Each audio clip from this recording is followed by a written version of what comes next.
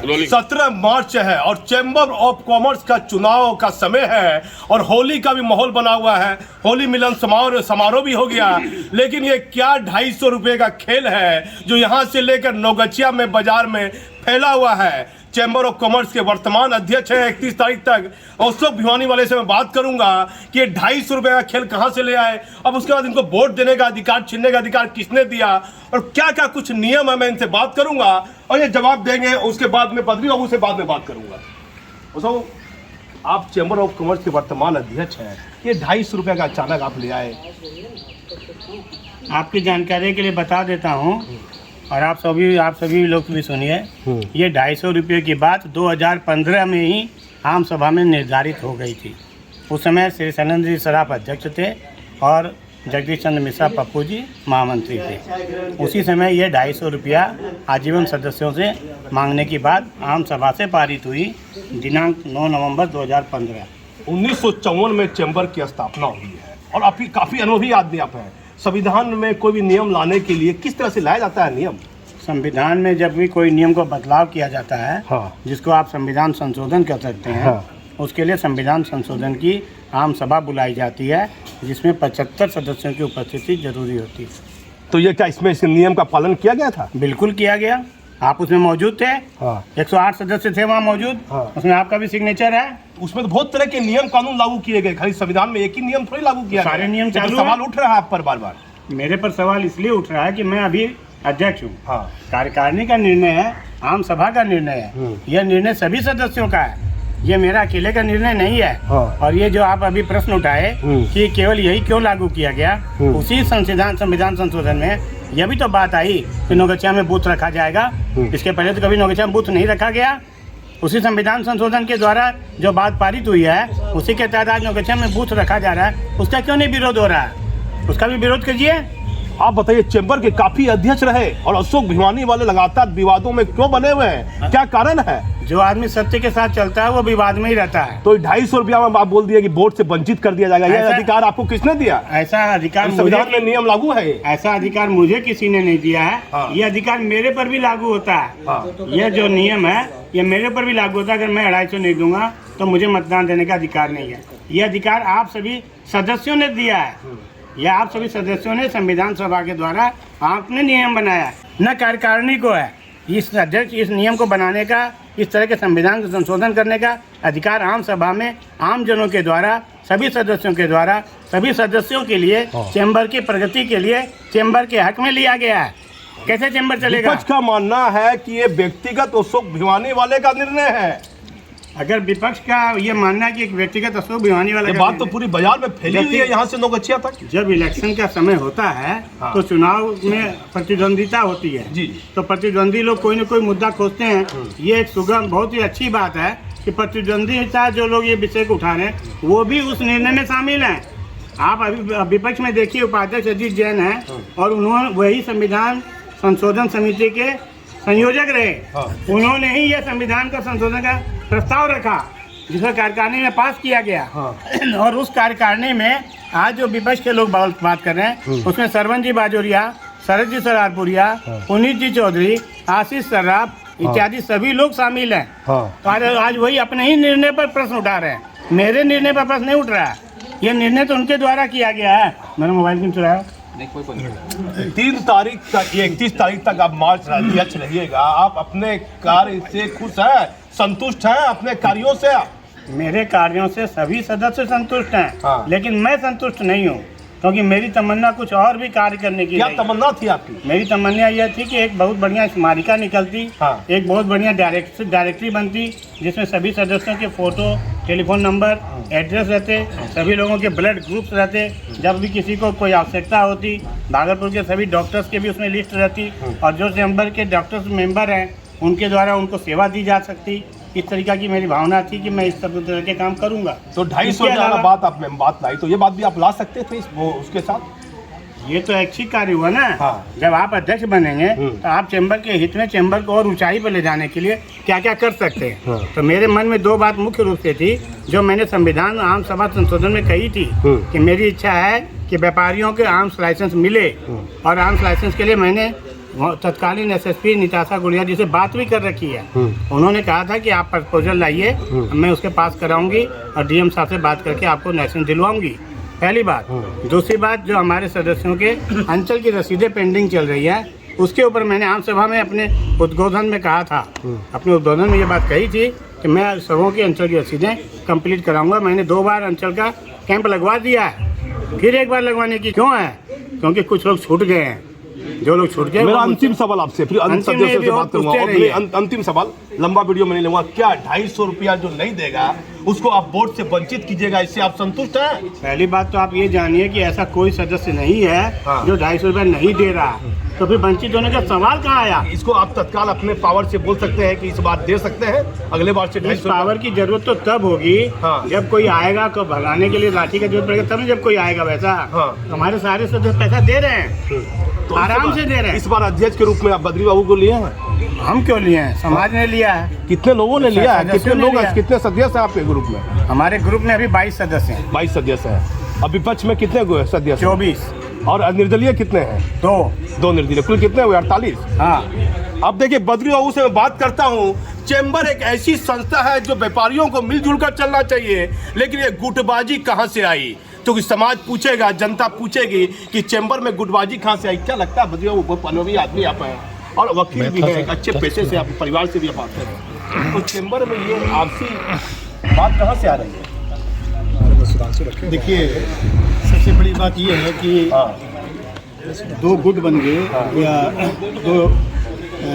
दो अपनी समिति बन गई, तो उसके अंदर मैंने बहुत प्रयास किया था। मैंने भी, लक्ष्मण बाबू ने और भी शैलेंद्र सराफ जी ने, जो दिग्गज लोग हैं, पप्पू मिश्रा जी ने, कि गुटबाजी नहीं हो, इलेक्शन नहीं हो, 12 इधर से 12 उधर से, दोनों गुट से लेके, और 24 आदमी की कार्य समिति होती है। 24 आदमी मिलकर अपना अध्यक्ष महासचिव चुन ले, और यह इलेक्शन नहीं हो, क्योंकि इलेक्शन से एक बेमनस्यता या मतभेद और मनभेद कुछ न कुछ होता ही है, परिस्थितियां बनती है। इसको आप मानते हैं ना? बिल्कुल मानता हूं। इसमें तो टकराव बढ़ेगा।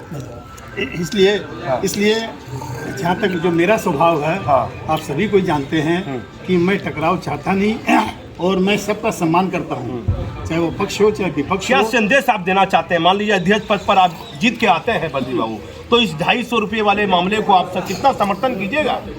जहाँ तक बात 250 रुपये की बात है, तो 250 के लिए मैं पुनः, जो कि अशोक जी ने कहा, हमारे अभी वर्तमान अध्यक्ष जो हैं, उन्होंने कहा कि यह अजीत जैन जी संविधान संशोधन उप समिति बनी थी, उसके वो सदस्य थे, उसके वो चेयरमैन थे, उनके द्वारा अध्यक्ष जो हैं, उन्होंने कहा कि यह अजीत जैन जी संविधान संशोधन उप समिति बनी थी, उसके वो सदस्य थे, उसके वो चेयरमैन थे, उनके द्वारा इस संविधान में संशोधन किया गया, और वो संशोधन कार्य समिति से पास हुआ। उसके बाद आम सभा में, संविधान आम सभा जो हुई, तो उसमें पास किया गया और उसमें लागू किया गया। जैसा कि इन्होंने भी बताया कि 2015 में ही, जबकि शैलेंद्र सराफ जी अध्यक्ष थे, उसमें पास हुआ था, लेकिन उस समय यह स्वैच्छिक था। और उसके बाद इसका ऐसा विरोध क्यों हो रहा है? उसके बाद इस सभा में इसको कंपलसरी कर दिया गया। कंपलसरी करने का कारण ये हुआ कि आप देख रहे हैं कि ये आप लाइफ मेंबर बढ़ते जा रहे हैं। लाइफ मेंबर अभी 838 868 हो गए हैं, और सालाना मेंबर जो, वार्षिक मेंबर जो है, वो 300 कुछ हैं, जिसके कारण जो है चैम्बर की गतिविधि चलाने में बड़ी परेशानी हो रही है। तो मात्र 250 रुपया का पूरी कार्य समिति ने और संविधान उप समिति ने भी, तो इसको दूसरा रूप क्यों दे दिया गया? पूरा प्रचार दूसरे तंग से क्यों हो रहा है तरीके से? नहीं, ये प्रचार जो है ना, मेरे ख्याल से ऐसा नहीं होना चाहिए, ये चीज़ उचित नहीं है। और 250 रुपया साल, करीब 20 रुपया महीना, बहुत बड़ी चीज़ नहीं है। तो किसी संस्था को चलाने के लिए बहुत जरूरी है ऐसी चीज़, बहुत तो जरूरी बरकरार रखिएगा। यदि अध्यक्ष जीत के आते हैं तो इसको एक मिनट उसके लिए बोल रहा हूँ मैं। तो लोगों का जो, जब ये बातें आ रही है, तो उसमें जो है ये बात उठी कि ये कंपलसरी किया गया, इसको नहीं होना चाहिए। ठीक है, तो जैसे 2 गुट हो गए हैं, तो किसी एक गुट के ही जो अध्यक्ष बनेंगे। अगर मेरा गुट आता है, मैं अध्यक्ष बना, तो मैं चेष्टा करूंगा कि सबकी सहमति से ये कार्य हो, 250 वाला भी कार्य हो। अगर कुछ ऑब्जेक्शन होगा उस पर, तो उस पर हम लोग पुनर्विचार सभा बुला के उस पर पुनर्विचार कर सकते हैं। तो कुछ मेंबर और हैं, मैं उनसे बात करता हूँ। रोहित बाबू आप आइएगा, आपसे बात करेंगे। आप आइए।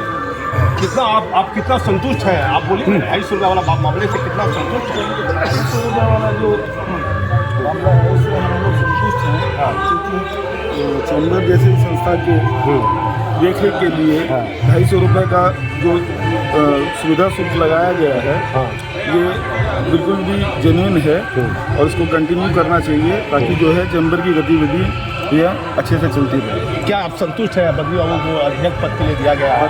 बिल्कुल हम संतुष्ट हैं और हम टीम के सदस्य हैं और हम लोग जो है जीत करके उनके साथ में चैम्बर पूरा परिचय अपना लीजिए। रोहित बाजुरिया जी से मैंने बात की है, संतुष्ट है। फिर अभिषेक जैन है, अभिषेक डालमिया है। कुछ लोगों से मैं बात करूँ। अभिषेक जी इधर आइए, अभिषेक जी इधर आइए, इधर आइए। आवाज़ आ रहा है। अभिषेक जैन से बात करते हैं, जो लगातार विवादों में रहे 3 सालों के दौरान। इस बात से भी इनकार नहीं किया जा सकता है। क्या आपको लगता है ये 250 वाला क्या मामला है, क्यों तूल पकड़ा हुआ है? सर ऐसा कोई बात नहीं, 250 वाला कोई तुल नहीं। कुछ लोग हैं जो 5-7 रुपये विपक्षी पार्टी में है, वो लोग बोल रहे हैं 250 का। लगभग मेरे को लगता है 99% लोग ने 250 रुपया दे चुके हैं। कुछ 1-2-4 होंगे वो बाहर भीतर का चक्कर होगा, इस कारण वो नहीं दे पा रहे हैं। और 17 आदमी कुल हैं, तो बहुत ज़्यादा आप समझ लीजिए जिस संस्था में 1100 सदस्य है तो 17 आदमी नहीं दे पाए, तो उसका कुछ ना कुछ कारण होगा। या तो वो बाहर होंगे, या उनको जानकारियाँ नहीं होगी, या हमारा आदमी वहाँ नहीं पहुँच पाया होगा लेने के लिए। कुछ ना कुछ उस कारण होगा। ऐसा कोई नहीं कि 250 नहीं दे सकते। व्यापारी अर्थ देंगे तो ही संगठन चलेगा। संगठन कैसे चलेगा? बिना अर्थ के संगठन कहाँ चल पाया आज तक? इसलिए ऐसी कोई बात नहीं है। 250 रुपये जो भ्रांतियाँ जो विपक्ष फैला रहा है, ऐसी कोई मानसिकता नहीं है। सदस्य देने तैयार हैं, आगे भी देंगे। आगे यदि बढ़ेगा तो वो भी देने तैयार है सदस्य हमारे। कार्यों से आप संतुष्ट हैं? लगातार जो 3 साल लगभग 3 साल तो उनके साथ मैंने जो काम किया, मैं तो संतुष्ट ही हूँ। सारा कार्यक्रम जितने भी प्रोग्राम हुए, चाहे वो टैक्स के रिलेटेड हुआ हो, चाहे आपका होल्डिंग टैक्स हुआ हो, चाहे वसूली हुआ हो, या GSTR का काम हुआ हो, चाहे मालगुजारी की रसीद कटी हो, सारा काम उन्होंने निष्पक्ष भाव से सब लोगों को कराया। खाली चैम्बर मेंबर्स का ही नहीं कराया, चैम्बर मेंबर के अलावा शहर के जितने गणमान्य लोग थे, या व्यापारी गण है, या आम लोग हैं, सबका ही काम हुआ चैम्बर में। आप संतुष्ट हैं अशोक कार्यों से?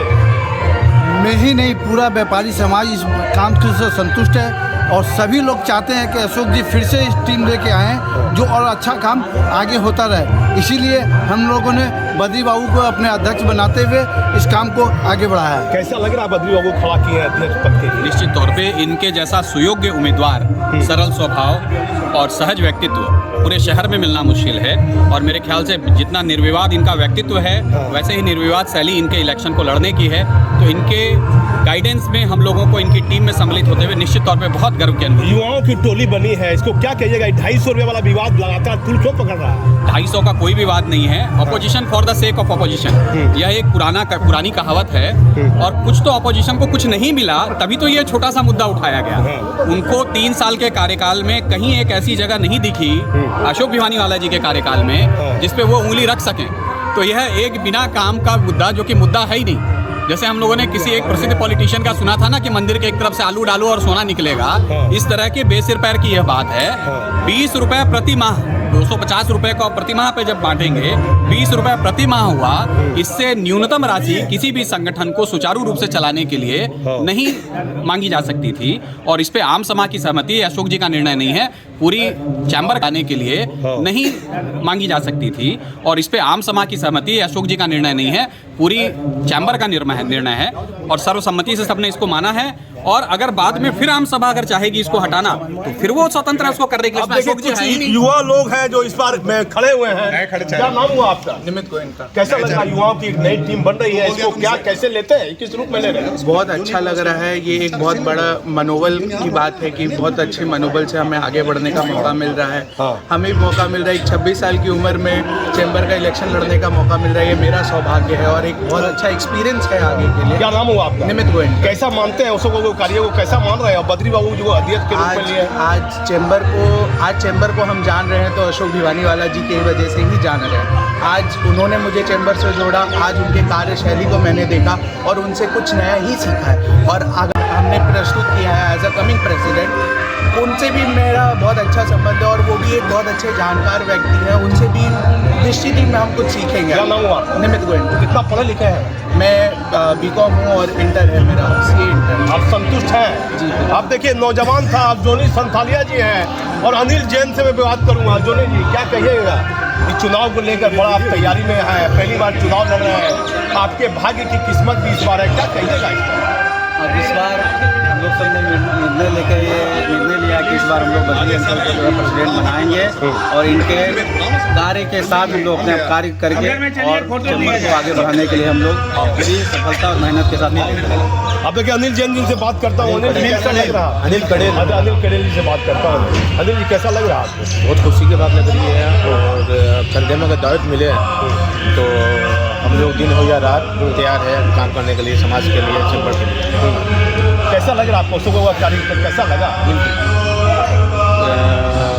ऐसा कुछ बाकी नहीं है बोलने के लिए।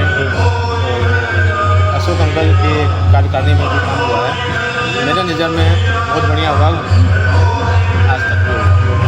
अब देखिए अंतिम बदलियों उसे एक सवाल पूछता हूँ, कैसा लग रहा है, कैसा महसूस कर रहे हैं? होली पर क्या संदेश देना चाहते हैं? होली पर मेरा ये संदेश है कि हम सब मतभेद भुला के आपस में मिलजुल के हम लोग कार्य करें।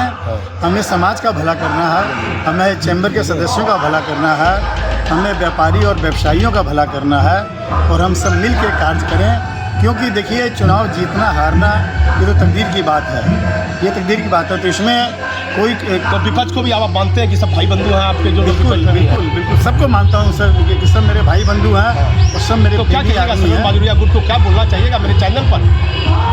मैं यही बोलना चाहूँगा कि जीतना और हारना ये अपने अपने नसीब की बात है। कोई भी आए, कोई भी जीते तो उनको घमंड नहीं, ईगो त्याग कर चैम्बर हित में, शहर के हित में, जनता के हित में कार्य करना चाहिए।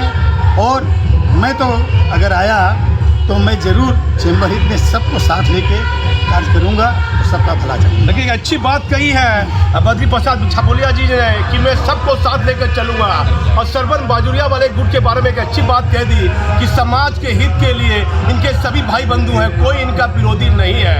एक क्या संदेश आगे जाएगा चैम्बर के चुनाव में, मैं आपको पल पल की जानकारी देता रहूँगा। मैं भागलपुर से दीपक नौरंगी।